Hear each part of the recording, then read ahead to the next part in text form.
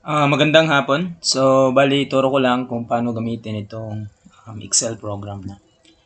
So, bali dito, meron tayo ditong mga tabs na. So, bali meron tayo ditong para sa single span beam. So, sa single span beam, andito yung simple beam. Bali yung simply supported beam.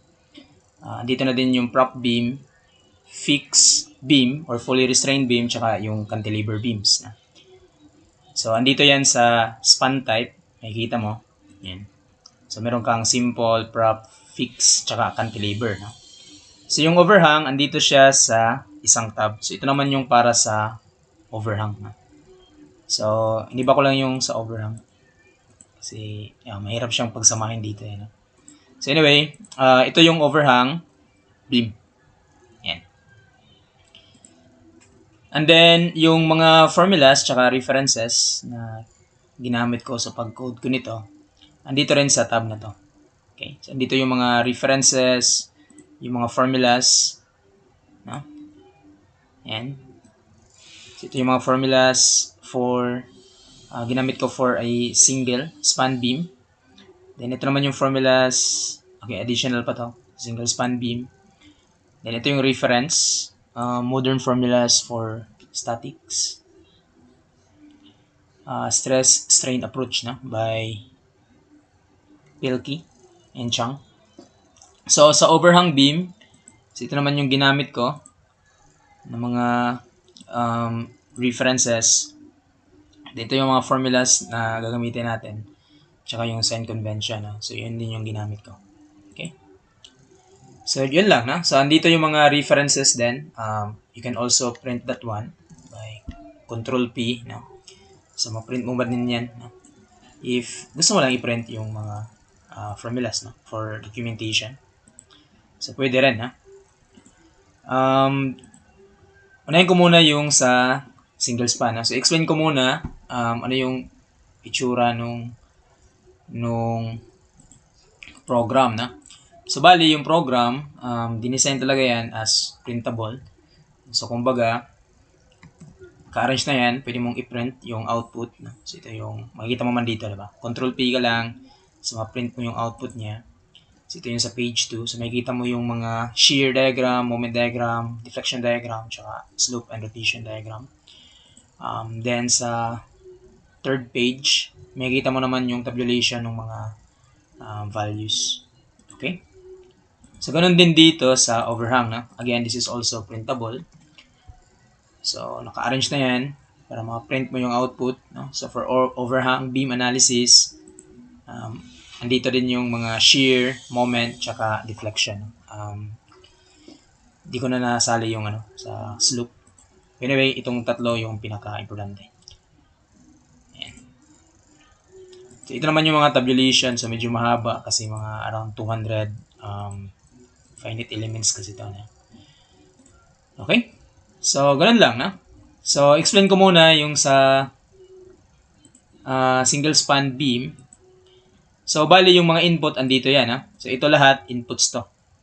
Okay? Inputs na nyo andito lahat. Ngayon, sa baba, may result ka makita dito, di ba? So, meaning, makikita mo yung mga result niya, na? So, wag mo lang galawin yung mga values dito kasi may mga may mga formulas yan. So, make sure lang na maingat ka. Anyway, i-send ko man yung original file. So, if ever may nagalaw sa formula, so pwede mo man ding kunin ulit yung file na. Ganun lang. Okay, so bali sa result, meron tayo dito mga support reactions. No? So, meron tayong sa mga reaction sa left support tsaka sa right support. Then, meron ka ding moment no? Sa left support tsaka sa right support. By the way, yung moment na to is only applicable for prop beam tsaka fully restrained beam. No? Kasi sila lang man yung makagawa ng mga moment, di ba? So kung prop beam ka, yung moment dito sa left side, matic 0 yan kasi simple beam. So, kumbaga, kung prop beam, dito lang yung may value. Kung fully restrained beam, kasi dalawa yung fix natin, so, expected, meron kang ML, tsaka MR. No? Yung reaction naman, sa lahat naman to. No? So, except sa cantilever. No? So, walang reaction sa left side. Andito lang sa right side. No? So, take note also with the boundary condition na ginamit sa program. Na? Hindi pwede mabaliktad ha.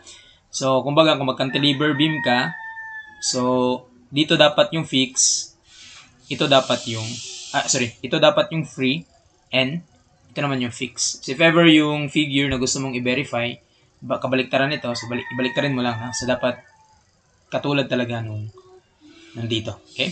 Simple beam, andito yung roller support, andito yung hinge support. No? Bawal na mabaliktad yan.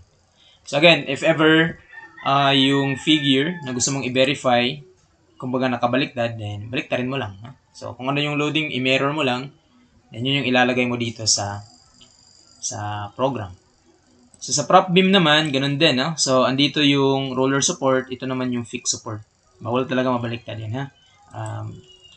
Kasi magbaliktad mo yan, iba yung sagot niya. No? So, ito naman yung fix. So, wala naman tayong problema dito, no? Kasi fully restrained beam to. So, fix, magkabilaan. No? So, andito naman yung mga nomenclature na ginamit ko dito sa program. In terms of input, no, na data. So, yung kailangan natin, balikan ko lang to. Okay, aside pala sa result, makukuha mo din yung mga maximum moment as well as yung location ng maximum moment. So, andito yan. No? For example, ito, positive na maximum moment, tsaka saan siya. Tsaka negative na maximum na negative moment, tsaka ano yung location niya. Also, yung maximum deflection, tsaka yung location niya, no?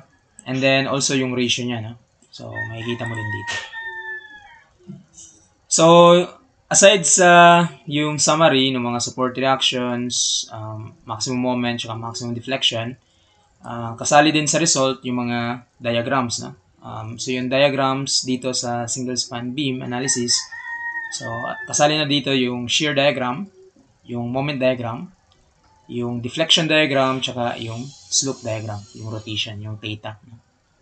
So, aside dito sa figure, yung mga diagrams, kasali na din yung tabulation ng mga every finite element nung, kumbaga, kung meron kang 20 meters na length ng beam, so, pinagputol-putol ko yan, mga 50 segments na.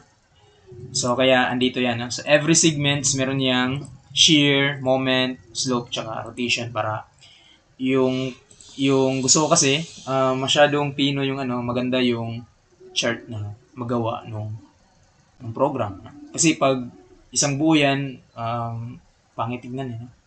Mahirap kasi din, mas maganda kasi pag nakaputol-putol yan into a finite elements. So, maganda yung chart na magagawa mo. No? So, andito din yung mga values nila. No? Hanggang 50 segments to, kaya meron akong 51 points dito. No?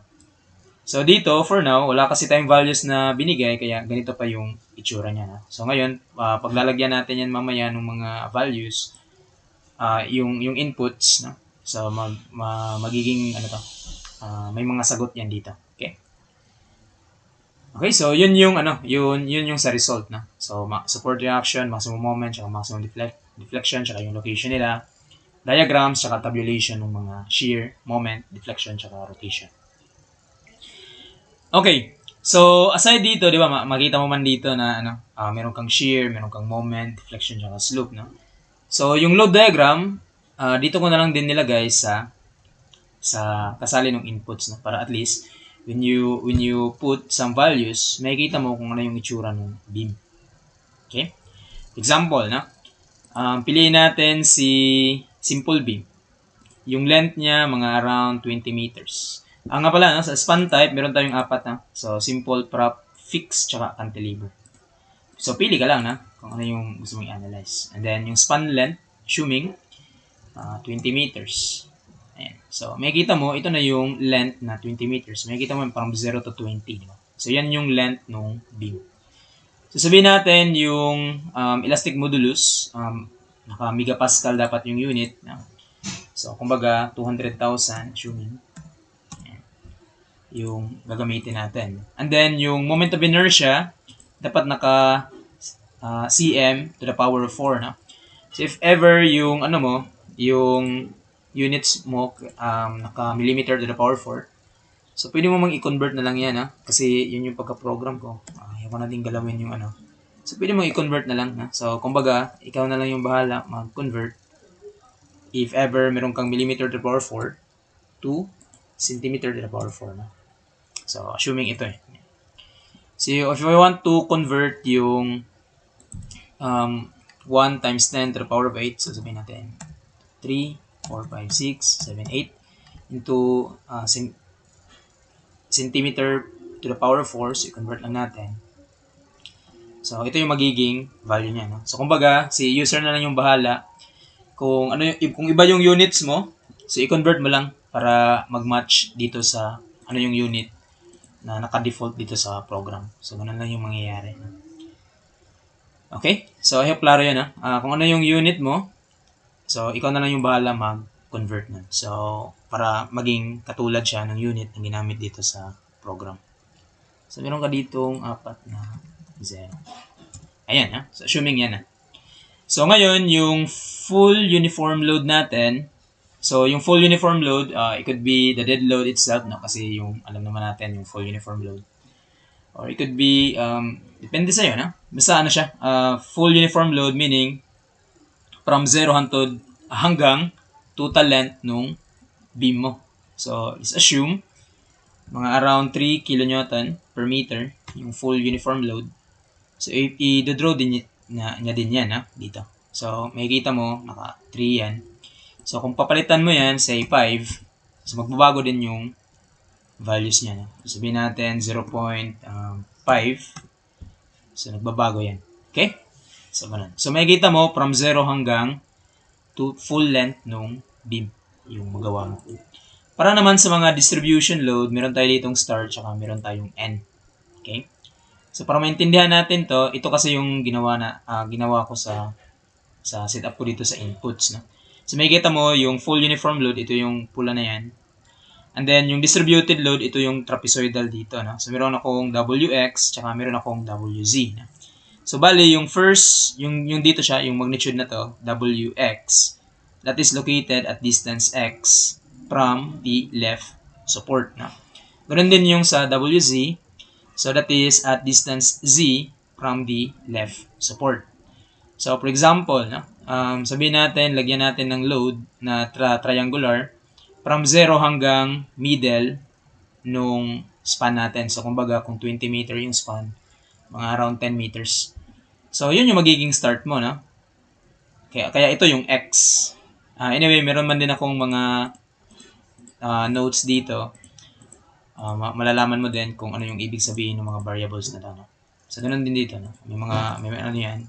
Example, E is the modulus of elasticity. I is the moment of inertia.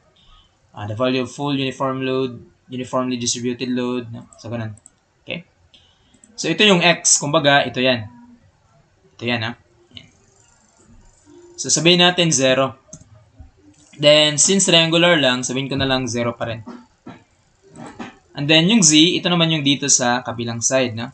So, sabihin natin at midspan, around 10 meters.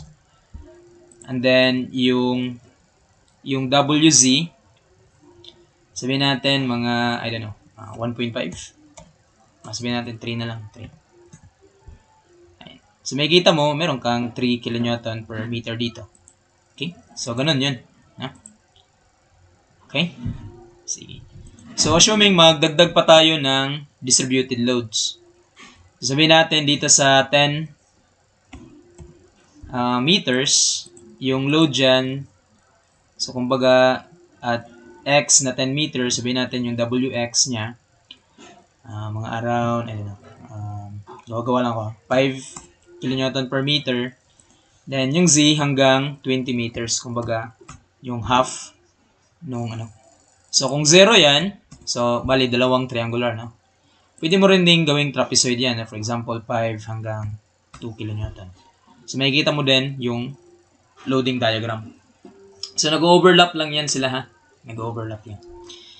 So, by the way, sa distributed load, you can add, ginawa ko dito, pwede kang magdagdag hanggang 8 distributed loads.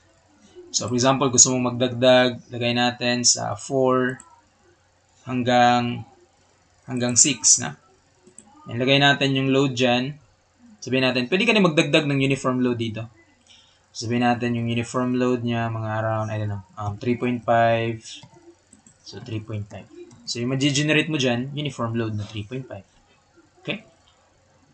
So, kung pwede natin palitan din to, mga around 2. So, pwedeng ganyan, ha? Pwede rin hanggang 16 to. Okay? So, hanggang 8 distributed loads yung pwede mong ilagay. Okay? So, sa point loads naman, ito yung mga concentrated loads. No? So, makikita mo dito, ito yung mga P. So, again, yung P, yung distance niya is at A from the left support. No? So, kumbaga, sabihin natin yung P natin, mga around, 12 kilonewton at distance. Ilagay ko na lang dito sa 4 meters. So, maglalagay yan ng P1. Okay? So, laking tulong ng load diagram para dito. Ganun din yung gagawin natin. Magdagay ako ng iba pang P1 dito. P2 na, kasi point load. Nga pala, no, sa point load, yung ginawa ko, pwede kang maglagay hanggang 15 na point loads. Okay? Sabihin natin sa 14 meters from the left support, magdagay tayo ng load dito. So, kita mo, meron na siyang nilagay na P2. Pero walang value yan kasi di mo man nilagyan. So, lagyan mo ng mga around 30, I don't know. So, ganun. Okay? Then, lagyan din natin sa gitna, mga sa 10 meters. So, lagay natin, 20. Gawa-gawa lang tayo, no? So, may kita mo, merong tatlong concentrated loads. Okay? Klaro? Ha? So, hanggang 15 na concentrated loads yung pwede mong ilagay. You can also add yung ginawa ko sa program, you can add 4 na moment. Okay? 4 na moment. So, maganda tong moment na to, na function, if ever meron kang overhang, pwede mo ding imimik yung overhang dito. No? Like for example, di ba, end-to-end to ng simple beam. No? So, kumbaga, roller support dito sa left side, hinge support dito sa right side. So, if ever meron kang load dito na mga around, point load, sabihin natin 2 kilonewton at a distance of 1 meter. So, pwede kang maglagay ng moment dito. No? So, parang ganun. No?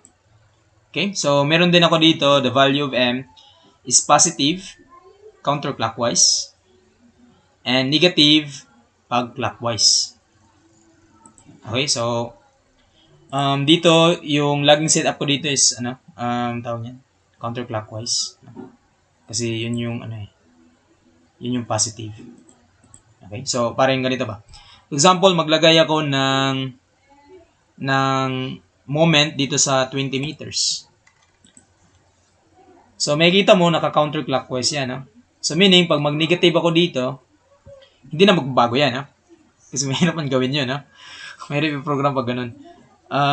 Yung, lang, kung negative, meaning, kabaliktaran lang nung direction na lalagay ko dito. So, kumbaga, sabihin natin, 25 na, or 4 na lang, 4 kilonewton meter. So, meaning, may 4 kilonewton meter na yan. Okay? So, you can add up to 4 moments. Usually, mangyayari yung moment dito sa N pag meron kang overhang dito. So, may overhang ka, may load dyan, ha? Mag-generate niya ng moment dito sa support dito. So, pwede man din ganun. So, anyway, maglagay pa tayo ng moment, sabihin natin dito sa 8 meters. So, sa 8 meters, lagay ko counterclockwise, mga around, 3 kilonewton meters. Maglalagay din. Okay? So, ganun lang, na. So, yun lang yung mga inputs, na. So, kumbaga, yung inputs, basically, yung property ng beam, yung mga loadings ng beam, ano yung support, ano yung type ng beam, ano yung elastic modulus niya, no? Moment of inertia, ganun lang man, na. Ilalagay mo, yan loading. So, makikita mo, may mga sagot na, no? Automatic yan, ha? Kasi Excel man to, no? So, makikita mo dito, wala tayong ML, na? Wala tayong ML. Okay? Wala tayong moment dito sa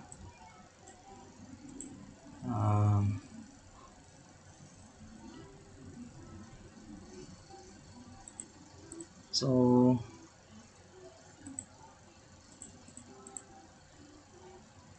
meron na tayong reaction 80. Tanggalin ko na lang ito. Parang hindi ata pwede. Hindi siya naglagay. So wag na lang, no? Pag overhang, wag na lang siguro, no? Dito. Dito na lang talaga yung overhang. Okay? Parang ano eh. Okay. Tanggalin na lang natin to. Parang ayaw niya. So, sabihin natin 8, then 3. Then, maglagay na lang ako sa ibang position na lang. Sabihin natin 18 meters. Then, the same magnitude na. Okay? So, makikita mo, meron ka ditong reaction dito sa left support tsaka sa right support. Ganun din sa mga maximum moment, no? Meron ka maximum moment. Walang negative moment kasi ano man to? Simple beam. Diba? Lahat positive lang yan. Then, yung location niya, nasa midspan. So, ganun din sa deflection. Okay, wait lang.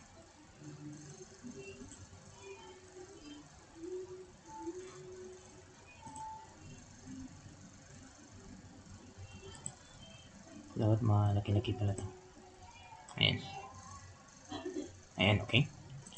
So, meron din tayong sobrang laki pala, no? Lalaki kasi ng load din. So, anyway, i-verify man din natin to mamaya na. Magawa ko ng verification video kung gaano ka tama yung mga sagot dito. Okay? So, pero ngayon, i-explain ko muna kung paano siya gamitin. So, ngayon, makikita mo dito, no? Meron ka ng maximum deflection, pati yung shear, tsaka moment, di ba kaganina wala man to? So, ngayon, i-draw na niya din yan, no? Automatically. So, meron kang sa deflection, sa slope, sa moment, tsaka yung sa shear, no? Diagram. So, ganun din yung sa tabulation. Di ba? Kanina wala din to. Ito is masyadong malaki yun. Hindi ko na lang ganyan. Okay? So, ito din yung mga values natin. Okay? So, ganun lang naman, no? Yung paggamit niya. Madali lang man din. Di ba? So, very straightforward. Bali, yung gagawin mo lang talaga, dito lang ka talaga mag-change sa may inputs, no? Hindi nakasali yung sa result, no? Wag ka lang gagalaw na dito, no? Yung mga form baka mawala yung mga ano. Anyway, ganun lang, no? So, tignan mo ha. Di ba yung ML mo dito sa support tsaka yung sa MR, wala yan, ha? Pagpapalitan ko yan ng, sabihin natin, di ba, simple beam. Pagpalitan ko yan ng fix, dapat may value doon, ha? Okay? So, kita mo may value na, no? Kasi fixed support, no? So, dapat meron siyang ganito. Okay? So, pagpapalitan natin ng prop beam to. So, dito lang yung may sagot, no? Bakit dito lang sa right side? Kasi sa prop beam, dito lang kasi yung fix. Dito wala na. No? Dapat ganito yung setup, ha? So, if ever, again, ulitin ko lang, if ever baliktad yung setup nung gusto mong isolve, i-mirror mo lang siya. Babaliktarin mo lang. Alam mo naman yan. No? So, next, sabihin natin cantilever. Kung cantilever yan, so dapat, okay, wait lang. Prop pala to. Pag cantilever, okay, yan ha. So, dapat dito wala na. Kasi bakit? Free kasi ito, na. So, dapat walang load dyan, ha. So, makikita mo, dito lang yung meron. Yung reaction niya, kumbaga yung shear na din, tsaka yung moment. Kasi fix man to. So, makikita mo, magbabago din yung mga shear, bending moment, deflection diagram, tsaka slope. No? Nagbabago yan. May change ka sa naka-automatic yan. No? So, prop beam, tingnan natin ulit. So, ito yung pag prop beam, ito yung magiging itsura ng mga shear, moment, deflection, tsaka slope niya. Pag fix, so, ito naman yung magiging itsura pag fix. So, meron ka ng mga negative moments dito. Ayan. Diba? So, ganun lang, na? Ganun lang yung paggamit nito. So, sobrang dali kung paano siya gamitin. Sa inputs ka lang mag-galaw. Then, ito yung mga nomenclature. Nomenclature natin. Okay? So, with regards sa calculation, andito yan lahat, no? ayoko kasing i-print to, no? So, kaya, wala man ding gustong magtingin ng mga ganitong kadaming calculation, ha? Sobrang dami niyan, hanggang ano yan, eh. Okay, so yun yung mga calculation ko dito. Okay? So, ganun lang, ha? So, yun yung itsura or ganito gamitin yung single span beam analysis. For the overhang, punta dito sa overhang. Pag overhang naman, so very straightforward pa rin. Ito yung mga inputs. So, dito ka lang maggalaw sa inputs. Dito sila, na. Dito ka lang talaga maggalaw. Then, sa result, ito yung sa baba. So, sa result, meron tayo dito maximum moment, maximum shear, maximum deflection, mga support reaction sa B and C. So, yung B and C, ito naman din yun. May diagram man din ako dito kung saan yung support nakalagay. So, ganito lang yung gagawin mo. Okay? So, may nalagay na ako ditong mga length. So, like L1, L2, 12 meters, elastic modulus, naka-gigapascal. So, make sure na if ever iba yung unit, so, ikaw na lang yung bahalang mag-convert para maging the same siya ng unit dito sa Excel program. And then, yung moment of inertia, ito na yun, yung 1 times 10 to the power of 8, millimeter to the power 4. Dito kasi naka-cm to the power 4. So, 4 na 0. So, yung load naman, so ito yan, ha? So, for example, yung load 1, ito kasi yan, W1, A1, so ito yan, W1, W2, ito yun sila, then A1, A2, saan yung location niya.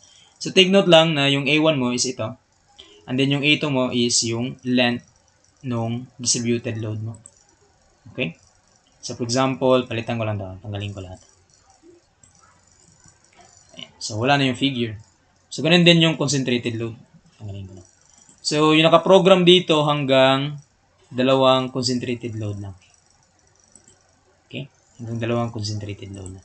So, for instance, meron kang P1, meron kang W1, ito yun. Sabihin natin 225 or 250. Ayan. Nga pala, kung tatanggalin ko din to, so, tanggalin natin yung mga length. Ayan. Itira ko lang to. So, for example, meron kang L1, ito yung L1, Ayan. Yung length ng overhang, sabihin natin 8 meters. Then, yung length nung BC, so makikita mo, ito yung overhang, Yung length ng BC, sabihin natin 12 meters. So, ito na yun. Okay? So, meron ka ng beam. Ngayon, lalagyan natin ng load yan. Sabihin natin 250. Then, sa W2, sabihin na lang natin, I don't know, 120. Then, yung A1, sabihin natin, I don't know, 3 meters. So, meron tayong 8 meters na length dito. So, 3 meters na siya. Kulang ko na ako ng 5 para maging 8. Ano na lang, 2 meters, then, sabihin natin, 5 meters. So, ganito yung magiging itsura. 250, 120. So, from 2 hanggang 7. Kung gawin mong 8 yan, so hanggang dito yan sa support. Sorry. Ano pala? 2 plus 6. So, 2 plus 6 is 8 kasi. So, pag dito ka sa 6, so hanggang support yan. Okay? So, yung W3 naman, dito naman yun, W3, we have, sabihin natin, 0. Hindi, W3. Yung A3 is from support B. So, para dito, bale. Dito siya. Dito yung support. So, sabihin natin, A3 andito, Pero pag i-input mo dito yan, sa calculator, yun talaga kung na yung A3 niya. So, sabihin natin, di ba, 12 meters man to lahat. Sabihin natin, I don't know, 6. Ano na lang, 4. Then, yung load niya, sabihin natin, yung load dito, sabihin natin, 25. Ayan, so meron kang 25.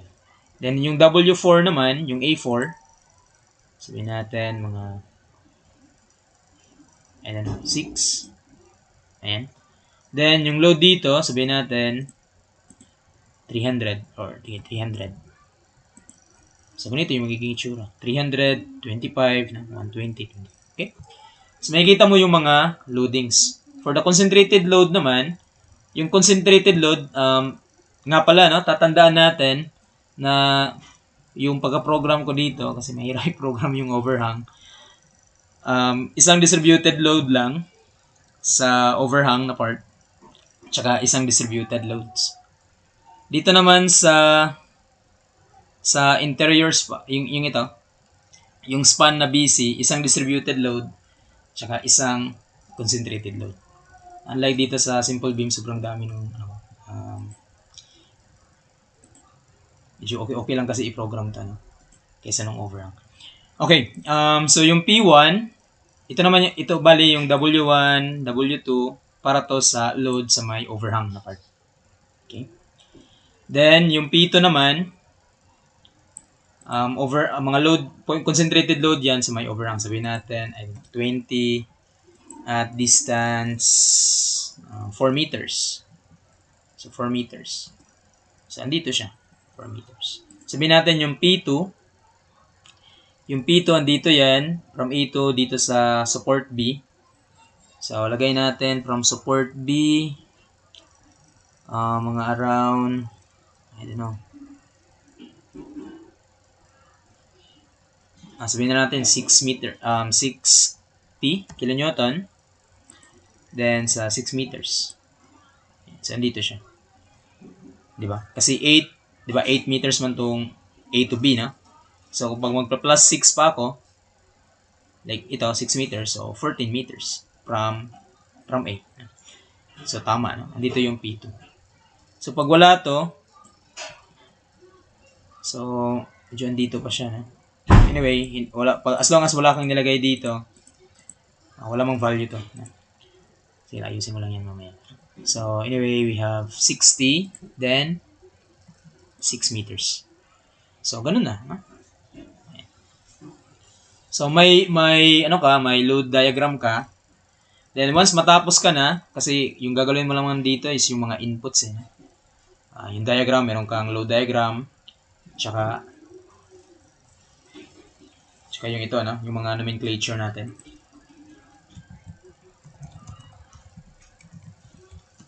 Kung ano yung ibig sabihin ng mga variables na ginamit ko dito. So, yung result, andito na din. Okay? May result na tayo dyan. So, meron ka ng maximum moment, diretso na. Maximum shear, maximum deflection, support reaction sa B, tsaka sa C. Tsaka yung shear and bending moment diagram. Tsaka yung tabulation niya. Yung tabulation ko dito is hanggang 20 finite elements. 200 finite na elements. So, sobrang dami. So, sobrang pino din yung chart na magawa ko. Okay? So, ito yung magiging itsura ng shear, moment, tsaka deflection diagram. So, if ever meron kang papalitan dito, for example, palitan natin yung load, no? Ilagay natin siya sa 10 meters. Ay, hindi. Dapat bawal siyang lumabas. So, kung 10 meters ka, so, lagay natin 1 meter to. So, dito na yung P1 mo, no? So, ba nagbago siya? 4 meters. And 6 meters. And so, nagbabago. 7 meters. And so, kung papalitan mo din to, sabihin natin 120. So, nagbabago yan. No? Sabihin natin, ito siya is sa 0. 6 meters. So, nagbabago. Okay? Sabihin natin ito 200.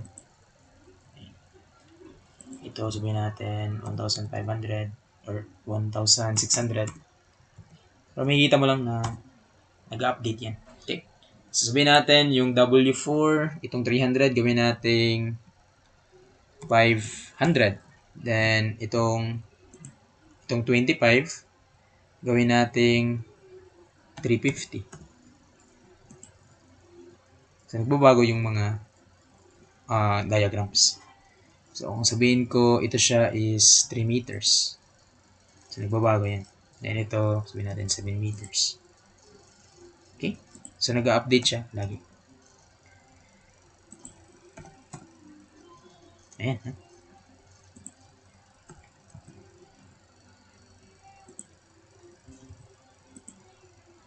Okay? So, ganun siya ka-straightforward na. So, may inputs ka lang maggalaw.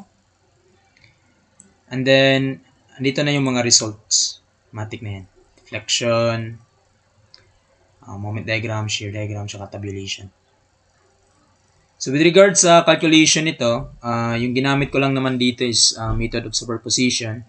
Kumbaga, may program tayo para sa yung concentrated load lang, which is ito yon, yung 2P. So, ito yung kung 2P lang. Ha? Then, meron tayong overhang analysis pag distributed load din yung nilagay, dalawang distributed load. Ito yan. So, kumbaga individually yan, then gumamit lang ako ng method of superposition para i-merge yung dalawang result nila. Na? Para makuha ko yung effect niya as one overhang beam. So, yun yung ginawa ko dito. So, overhang. Okay, so ganun lang man yung paano siya gamitin. Sobrang straightforward, sobrang dali, no? Gagalaw ka lang talaga sa inputs. So, ganun lang. Okay? So, madaling gamitin. Then, ito na yung mga formulas, ha? Pwede mong i-print yan. Printable yan lahat. Maya, gagawa din ako ng video kung paano gamitin. Paano yung formulas. Explain ko yung kung paano ko to ginawa. Okay? See? So, I think yun lang siguro. No? So, gawa ko ng verification video just to check kung tama ba yung mga result natin dito. Okay? See? Thanks.